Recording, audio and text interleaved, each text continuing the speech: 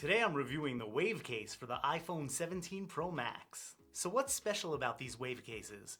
Well, first of all, they're made from biodegradable materials, there's no plastic, and they're better for the environment. I personally like this because I'm trying to get rid of as much plastic as I can from my life. They don't have any type of plastic smell or anything, I really like that. And they have carbon neutral shipping. I didn't even get a box with these, which is totally cool. I don't need any more boxes. All right, let's pop the 17 Pro Max in there. All right, goes on very nicely. It has a good hand feel.